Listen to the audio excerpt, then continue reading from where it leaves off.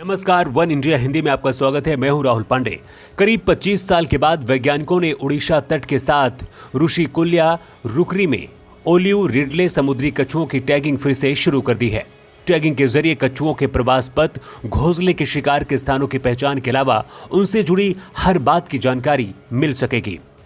Zoological survey of India के शोधकर्ता 3 सामूहिक घोंसले के शिकार स्थलों गहिरमाथा, देवी नदी के मुहाने और ऋषिकुल्या में ओलिव रिडले कछुओं की टैगिंग कर रहे हैं। लगभग 25 सालों की अवधि के बाद जनवरी 2021 में ओडिशा में यह अभ्यास शुरू किया गया और 1556 कछुओं की टैगिंग की जा चुकी है।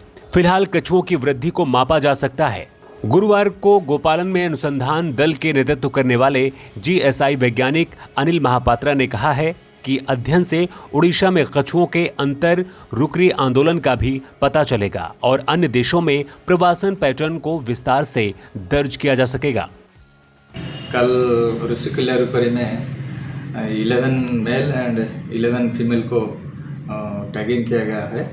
ये जो टैगिंग किया गया है वो हमारा जो वाइल्ड लाइफ पीसीसीएफ है उनसे परमिशन लेकर हमारा जो जेडएसआई जो गोपालपुर में है, जूलॉजिकल सर्वे ऑफ इंडिया, वो और हमारा वन विभाग उनके मिलित उद्यम से ये जो टैगिंग किया गया है। कल टोटल 22 को टैगिंग किया गया था और इस साल जनवरी में लगभग 1556 टैगिंग किया गया था। ये जो टैगिंग किया गया है उसका उद्देश्य ये है तो जो ऑलिव रिडल टर्टल है उनके जाने आने का और ये जो एग लेइंग करने के बाद वो कहाँ जाते हैं, कहाँ आते हैं, वो सब इन्फॉर्मेशन मिलेगा। कछुओं पर लगे धातु के टैग संरक्षक नहीं होते हैं और वो अपने शरीर को नुकसान नहीं पहुंचाते। धातु को बाद में हटाया भी जा सकता है। टैग विशिष्ट रूप से क्रमांकित होते हैं जिनमें से नंबर और कछुओं का कोड दर्ज होता है। इसमें संगठन का नाम, देश का कोड और ईमेल पता जैसे चीजें दर्ज होती हैं। अगर दूसरे देशों के शोधकर्ता टैग किए गए कछुओं को पाते हैं तो वो मेल के जरिए या फिर किसी और जरिए से सूचित करते हैं जिससे उनकी लोकेशन जानने में मदद मिलती है। कछुओं पर काम करने वाला एक स्थापित नेटवर्क है।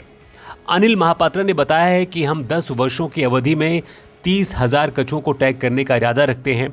अगले साल कछुए बड़े पैमाने पर घोंसले बनाने के लिए ऋषिकुल्या में नहीं आए थे, इसीलिए उन्होंने कहा कि हम टैगिंग नहीं कर सके थे। महिरमाथा में पिछले साल 1000 कछुओं को टैग किया गया था।